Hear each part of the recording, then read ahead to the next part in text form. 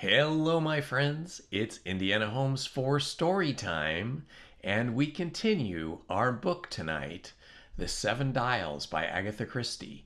We begin this evening with Chapter 31, The Seven Dials. Very slowly, Bundle returned to consciousness. She was aware of a dark, spinning blackness, the center of which was a violent, throbbing ache. Punctuating this were sounds. A voice that she knew very well, saying the same thing over and over again. The blackness spun less violently. The ache was now definitely located as being in Bundle's own head, and she was sufficiently herself to take an interest in what the voice was saying. Darling, darling Bundle, oh, darling Bundle. She's dead. I know she's dead. Oh, my darling Bundle, darling, darling Bundle, I do love you so. Bundle, darling, darling. Bundle lay quiet, still, with her eyes shut, but she was now fully conscious. Bill's arms held her closely. Bundle, darling, oh, dearest, darling Bundle. Oh, my dear love, oh, Bundle, Bundle. What shall I do? Oh, darling one, my Bundle, my own dearest, sweetest Bundle. Oh, God, what shall I do? I've killed her. I've killed her. Reluctantly, very reluctantly, Bundle spoke. No, you haven't, you silly idiot, she said. Bill gave a gasp of utter amazement. Bundle, you're alive. Of course I'm alive. How long have you been? When did you come to? About 5 minutes ago. Why didn't you open your eyes or say something? I didn't want to. I was enjoying myself. Enjoying yourself? Yes, listening to all the things you were saying. You'll never say them so well again. You'll be too beastly self-conscious. Bill had turned a dark brick red. Bundle, you really didn't mind? You know, I do love you so. I have for ages, but I never have dared to tell you so. You silly juggins, said Bundle. Why? I thought you'd only laugh at me. You've got brains and all that. You'll marry some bigwig. Like George Lomax, suggested Bundle. I don't mean a fatuous ass like Cotter's, but some really fine chap who'll be worthy of you, though I don't think anyone could be that, ended Bill. You're rather a dear, Bill.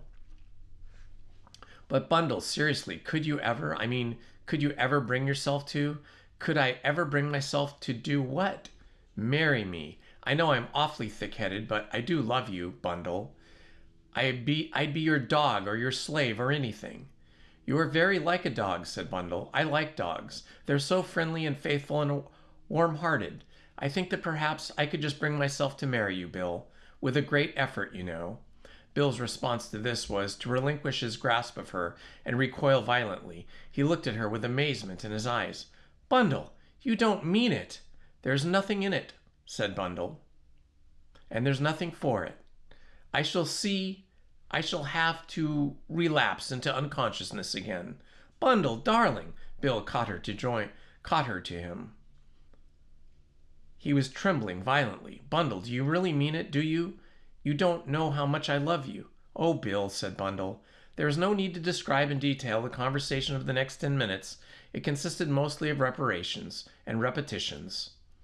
And do you really love me, said Bill incredulously, for the 20th time, as he at last released her. Yes, yes, yes. Now, do let's be sensible. I've got a racking head still, and I've been nearly squeezed to death by you. I want to get the hang of things. Where are we, and what's happened? For the first time, Bundle began to take stock of her surroundings. They were in a secret room, she noted, and the baize door was closed and presumably locked. They were prisoners then.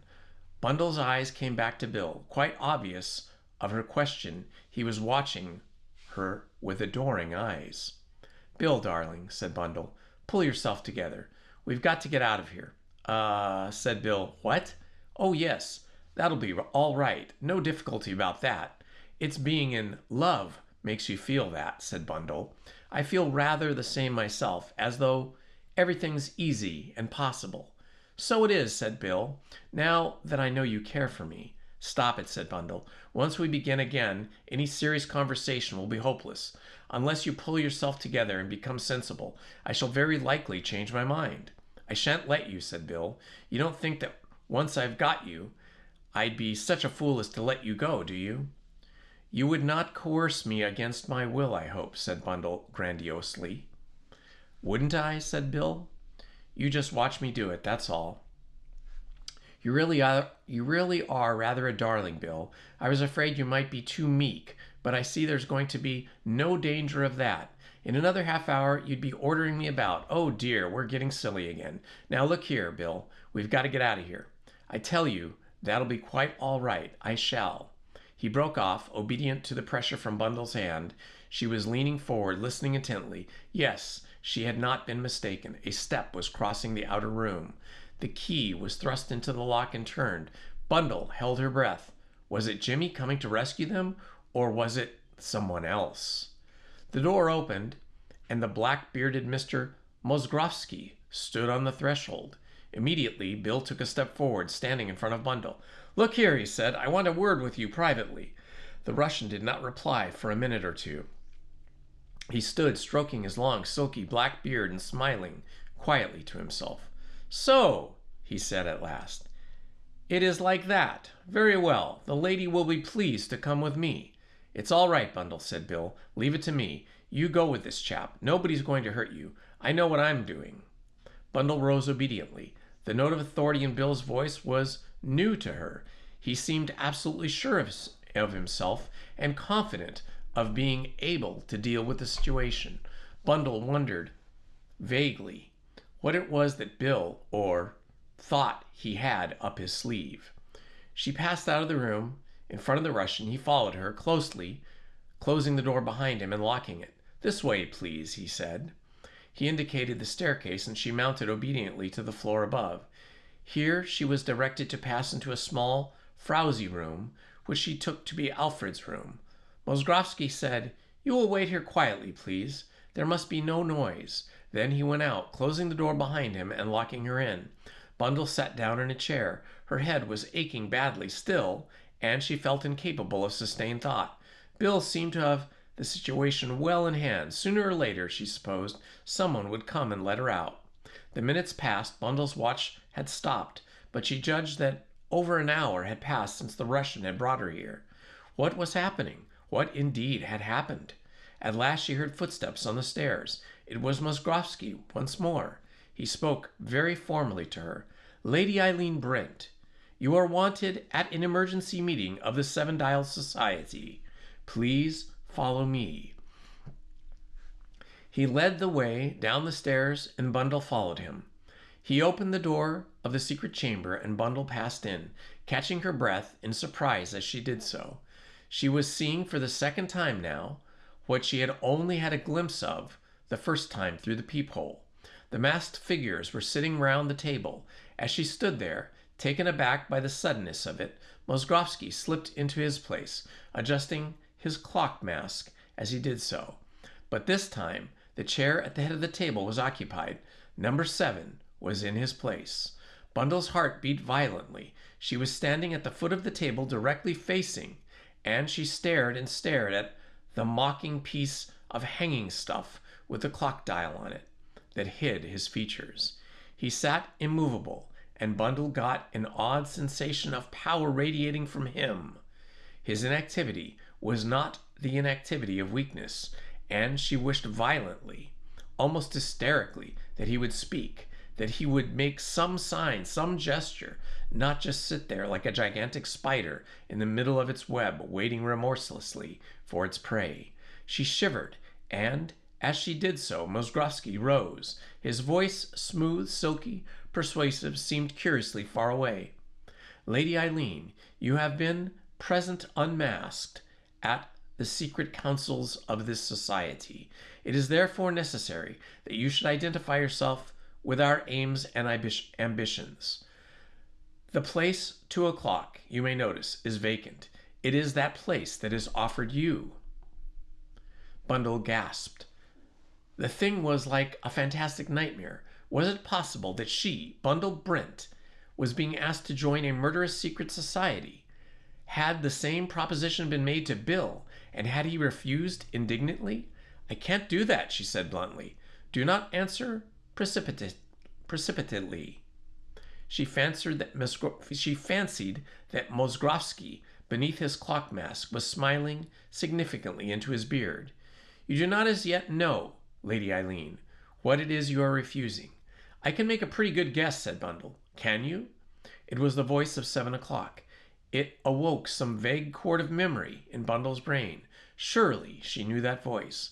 Very slowly, number 7 raised a hand to his head and fumbled with the fastening of the mask.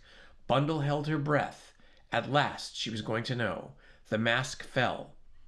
Bundle found herself looking into the expressionless wooden face of Superintendent Battle.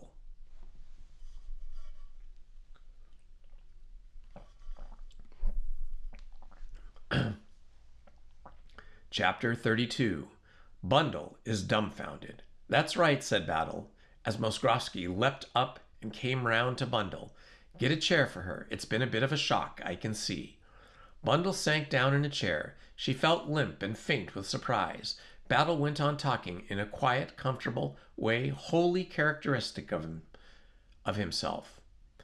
You didn't expect to see me, Lady Eileen. No, and no more did of the others sitting round this table. Mr. Mozgrovsky has been my lieutenant, in a manner of speaking. He's been in the know all along, but most of the others have taken their orders blindly from him. Still Bundle said no word. She was in a most unusual state of affairs for her, simply incapable of speech.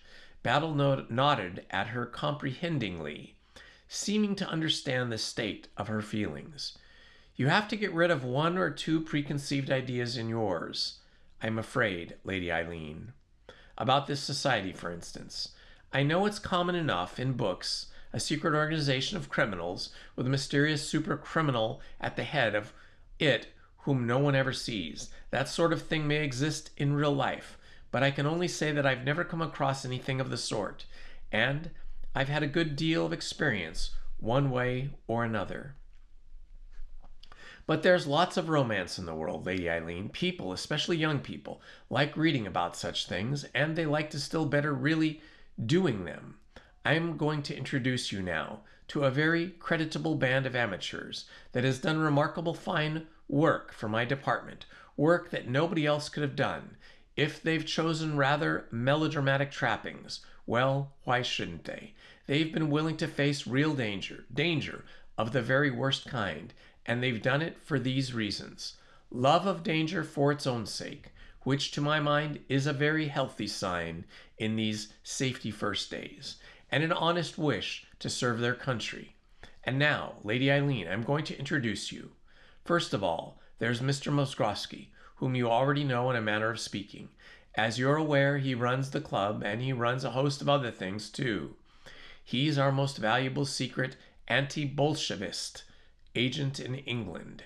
Number 5 is Count Andres of the Hungarian embassy, a very near and dear friend of the late Mr. Gerald Wade. Number 4 is Mr. Hayward Phelps, an American journalist whose British sympathies are very keen and whose aptitude for scenting news is remarkable. Number 3.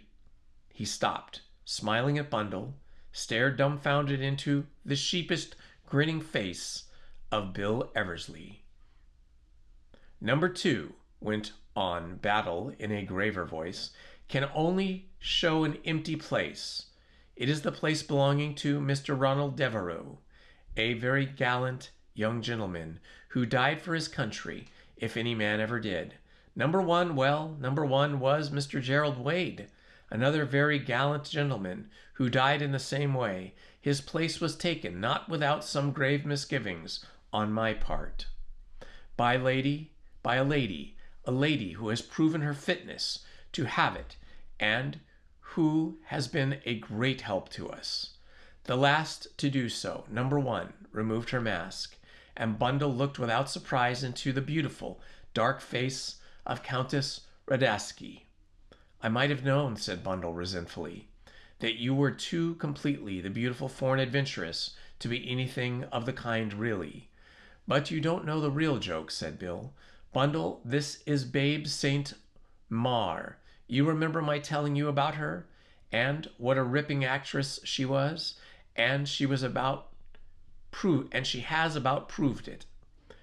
That's so, said St. Mar, in pure transatlantic nasal. But it's not terrible, and it's not a terrible lot of credit to me, because Papa and Mama came from the part of Europe, so I got a patter fairly easy. Gee, but I nearly gave myself away once at the Abbey talking about the gardens. She paused and then said abruptly, It's not been just fun, you see. I was kinder engaged to Ronnie, and when he handed in his checks, well, I had to do something to track down the skunk who murdered him, that's all. I'm completely bewildered, said Bundle. Nothing is as what it seems. It's very simple, Lady Eileen, said Superintendent Battle. It began with some of the young people wanting a bit of excitement. It was Mr. Wade who first got on to me. He suggested the formation of a band of what you might call amateur workers to do a bit of secret work. I warned him that it might be dangerous, but he wasn't the kind to weigh that in the balance. I made it plain to him that anyone who came in must do so on the understanding of danger. But bless you, that wasn't going to stop any of Mr. Wade's friends, and so the thing began. But what was the object of it all? Asked Bundle.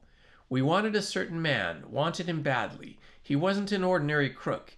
He worked in Mr. Wade's world, a kind of Raffles, but much more dangerous than any Raffles ever was or could be.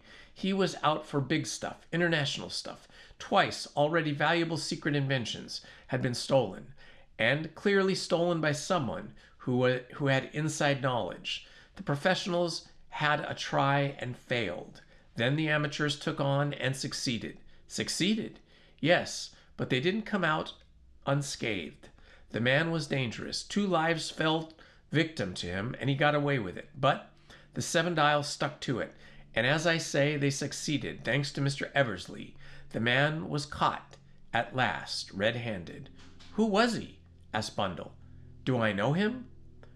You know him very well, Lady Eileen. His name is Mr. Jimmy Thesiger, and he was arrested this afternoon.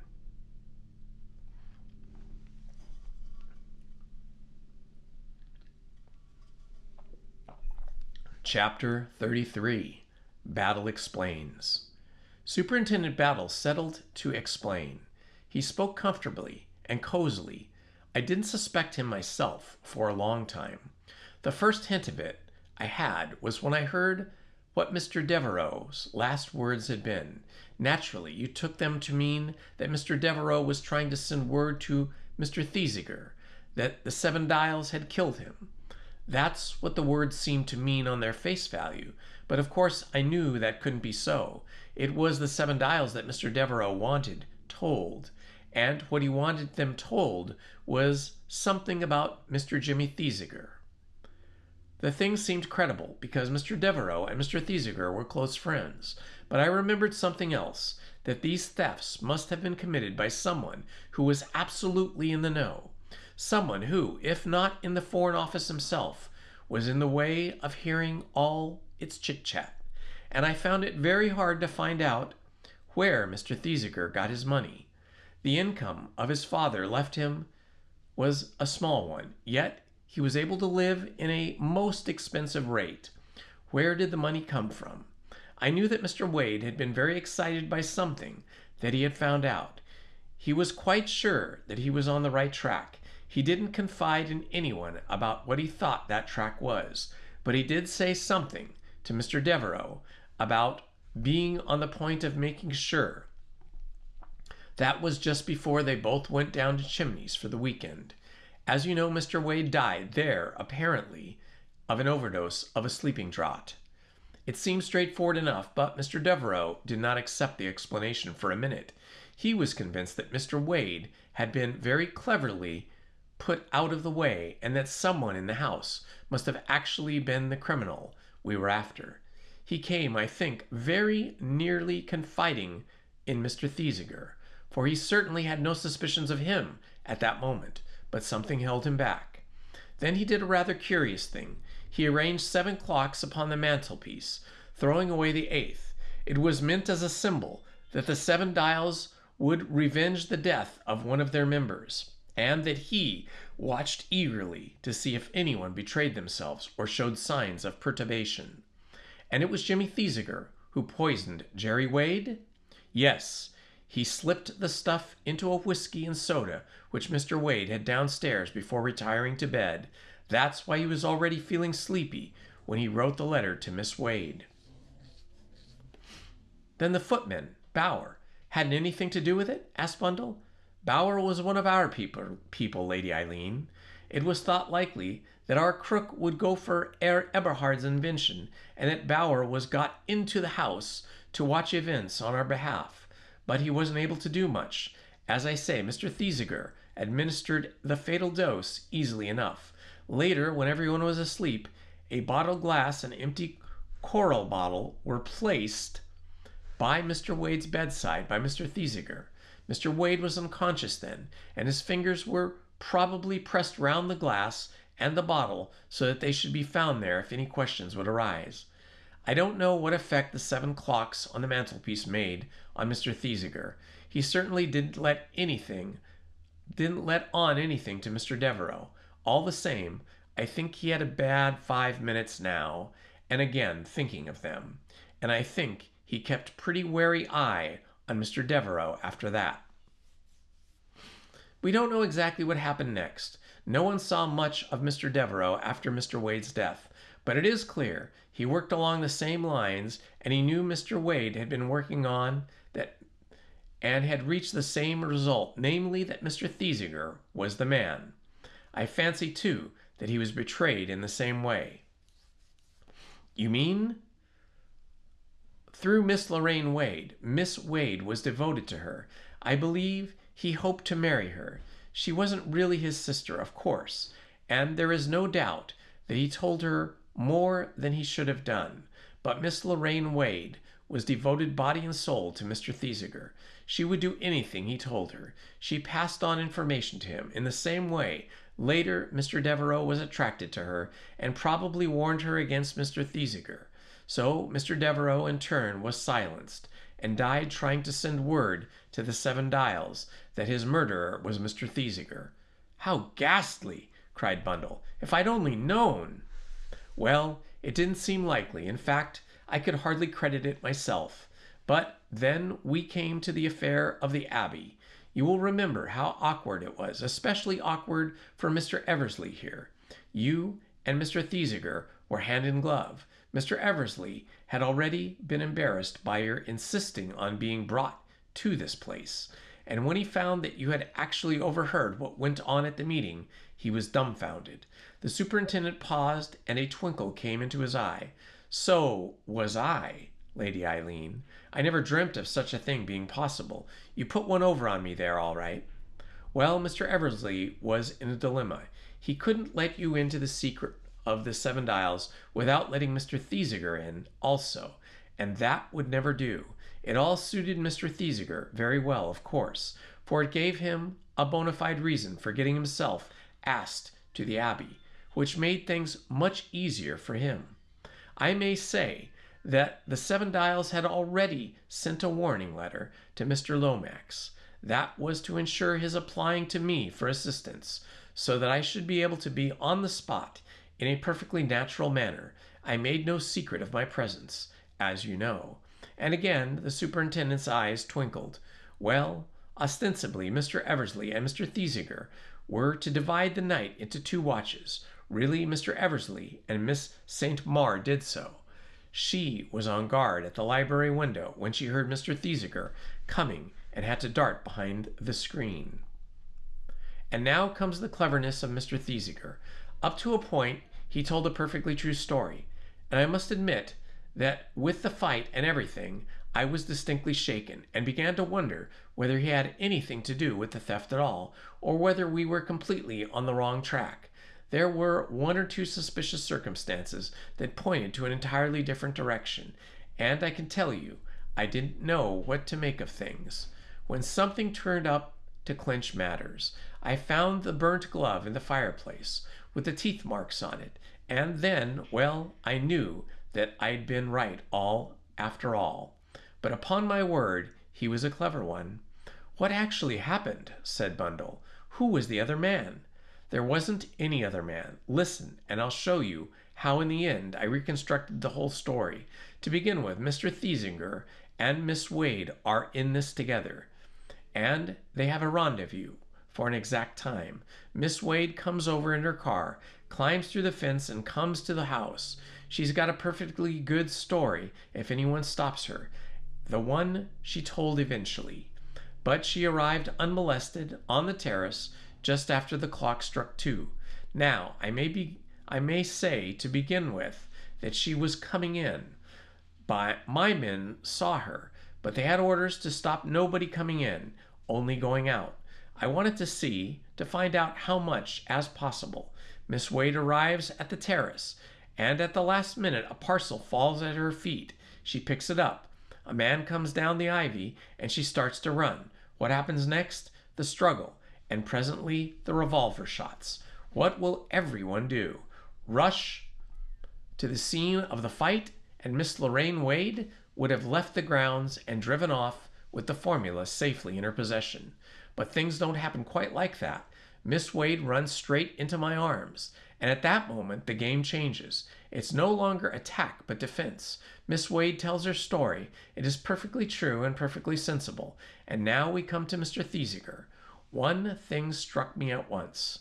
The bullet wound alone couldn't have caused him to faint. Either he had fallen and hit his head, or, well, he hadn't fainted at all. Later, we had Miss St. Maur's story. It agreed perfectly with Mr. Thesiger. There was only one suggestive point. Miss St. Maur said that after the lights were turned out and Mr. Thesiger went over to the window, he was so still that she thought he must have left the room and gone outside.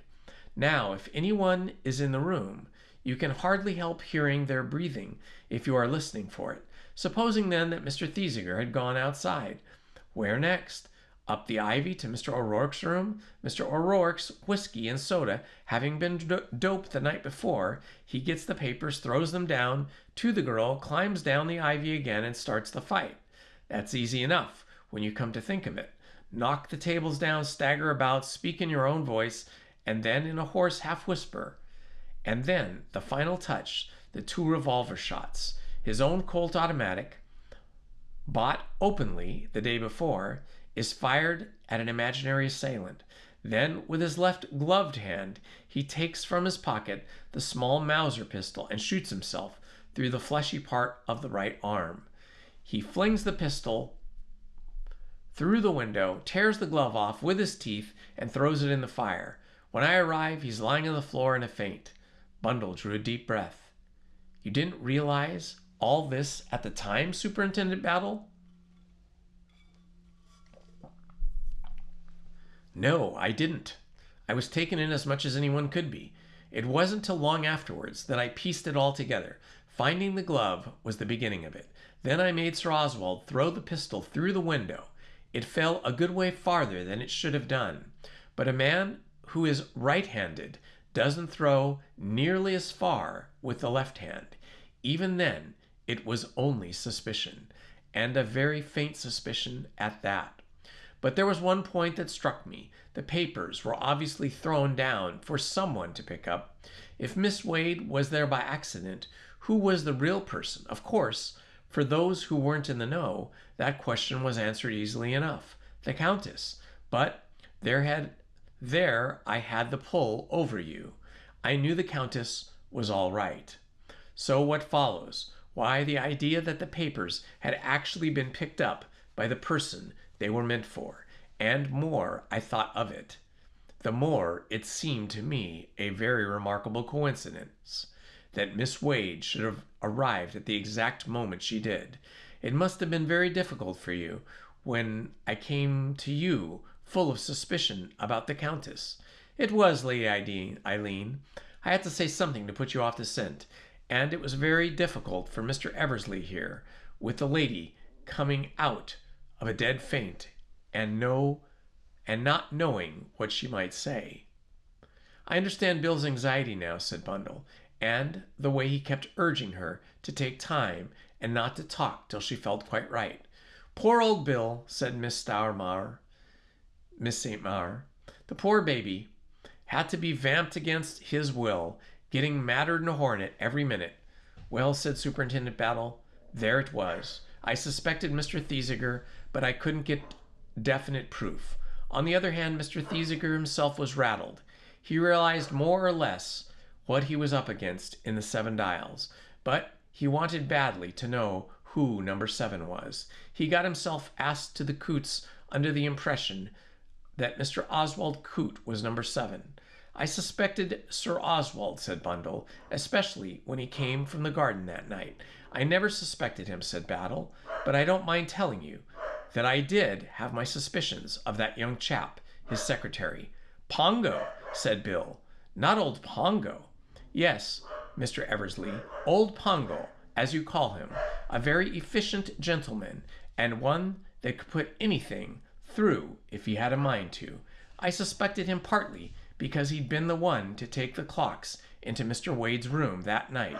It would have been easy for him to put the bottle and the glass by the bedside then. And then, for another thing, he was left-handed. That glove pointed straight to him. If it hadn't been for one thing... What?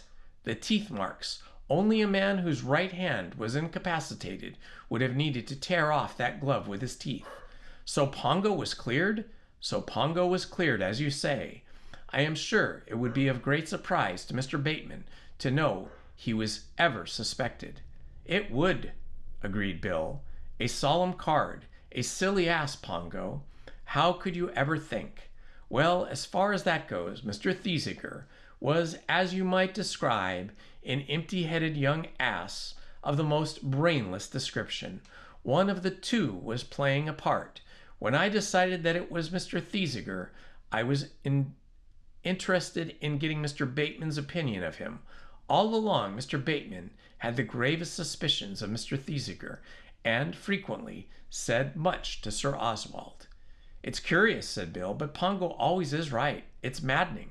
Well, as I say, went on Superintendent Battle, we got Mr. Thesiger fairly on the run, badly rattled over the Seven Dials business, and uncertain just where the danger lay. That's when we got him in the end, and that was solely through Mr. Eversley. He knew what he was up against, and he risked his life cheerfully, but he never dreamt that you would be dragged into it, Lady Eileen. My God, no, said Bill with feeling. He went round to Mr. Thesiger's rooms with a cooked-up tale, continued Battle. He was to pretend that certain papers of Mr. Devereux's had come into his hands. Those papers were to suggest suspicion of Mr. Thesiger. Naturally, as the honest friend, Mr. Eversley rushed round, sure that Mr. Thesiger would have an explanation. He calculated that if he were right, Mr. Thesiger would try to put Mr. Eversley out of the way, and we were fairly certain as to the way he would do it. Sure enough, Mr. Thesiger gave his guest a whiskey and soda. During the minute or two that his host was out of the room, Mr. Eversley poured that into a jar on the mantelpiece, but he had to pretend, of course, that the drug was taking effect. It would be slow, he knew, not sudden. He began his story, and Mr. Thesiger at first denied it all indignantly, but as soon as he saw, or thought he saw, that the drug was taking effect, he admitted everything and told Mr. Eversley that he was the third victim. When Mr. Eversley was nearly unconscious, Mr. Thesiger took him down to the car and helped him in. The hood was up. He must already have telephoned to you, unknown to Mr. Eversley. He made a clever suggestion to you.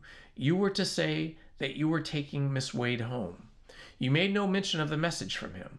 Later, when your body was found here, Miss Wade would swear that you had been driven home and gone up to London with the idea of penetrating into this house by yourself. Mr. Eversley continued to play his part, that was of an unconscious man. I may say that as soon as the two young men had left Jermyn Street, one of the men gained admission and found the doctored whiskey, which contained enough hydrochloride and morphia to kill two men.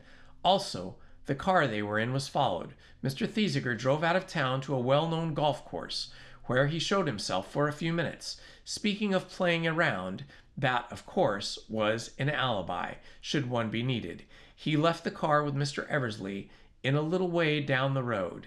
Then he drove back to town and to the Seven Dials Club. As soon as he saw Alfred leave, he drove up to the door, spoke to Mr. Eversley, and as he got out in case you might be listening, and came into the house and played his little comedy.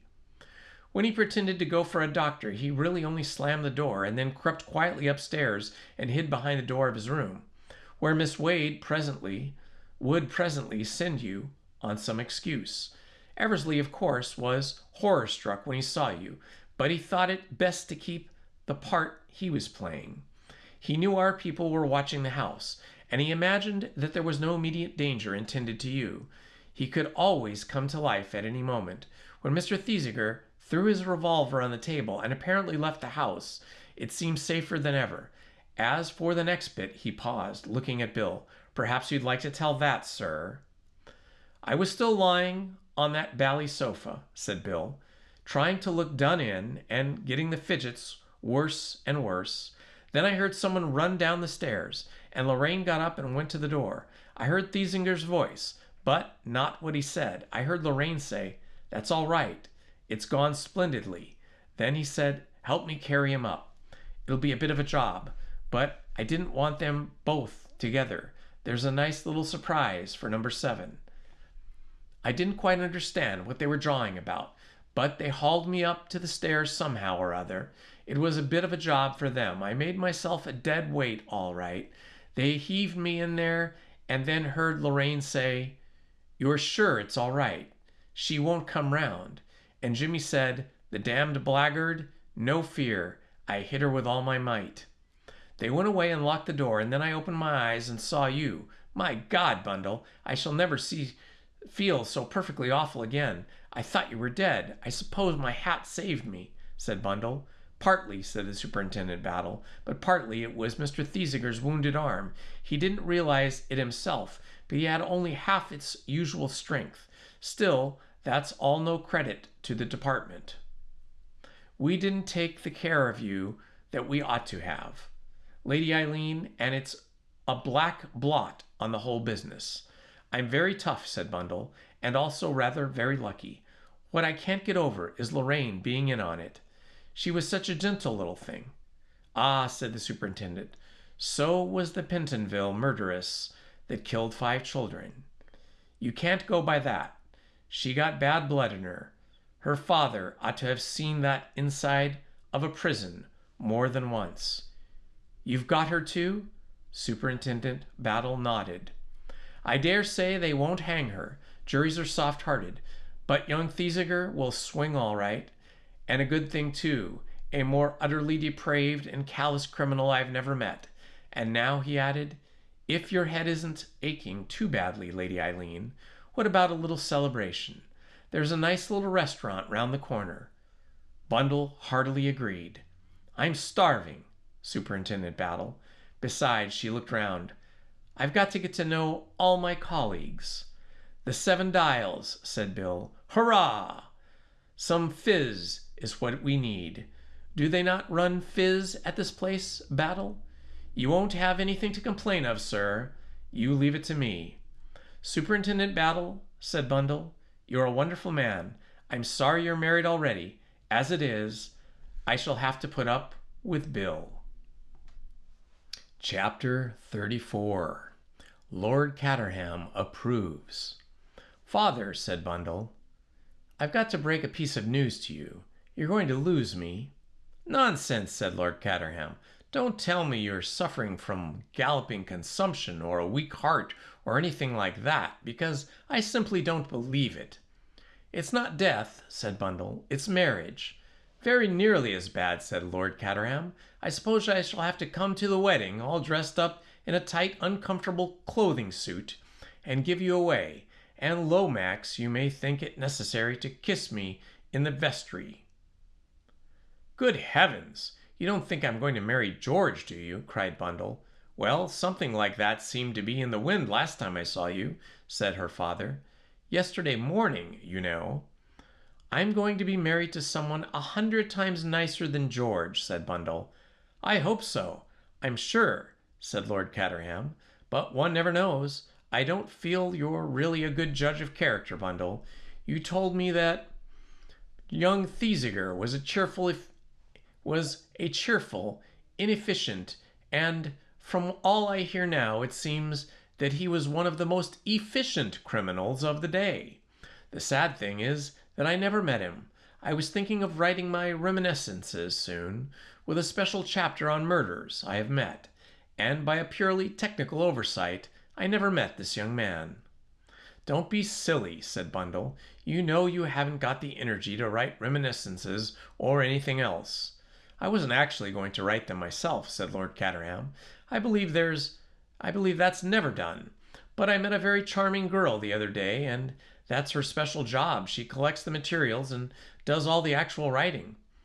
And what do you do? Oh, I just give her a few facts for half an hour every day, nothing more than that. After a slight pause, Lord Caterham said, She was a nice-looking girl, very restful and sympathetic. Father, said Bundle, I have the feeling that without me you will run into deadly danger. Different kinds of danger suit different kinds of people, said Lord Caterham. He was moving away when he turned back and said over his shoulder, By the way, Bundle, who are you marrying? I was wondering, said Bundle, when you were going to ask me that. I am going to marry Bill Eversley. The egoist thought it over for a minute. Then he nodded in complete satisfaction. Excellent, he said. He's Scratch, isn't he? He and I play together in the foursomes in the autumn meeting. We can play golf together. That'll be just great. And that is the end of our story, The Seven Dials Mystery by Agatha Christie. I hope you've all enjoyed this book. I found it very interesting and very fun. I do love a good murder mystery, and this was a very good one. All right, now I have to select a new book to begin on Monday. I'm leaning towards maybe 20,000 Leagues Under the Sea, or something with a bit of a science fiction bent to it. We shall see. But for now, thank you all for watching and listening. This has been Indiana Holmes for Storytime. Have a wonderful weekend. Bye-bye. Please hit the like button, subscribe, and hit the notifications button. Thank you very much.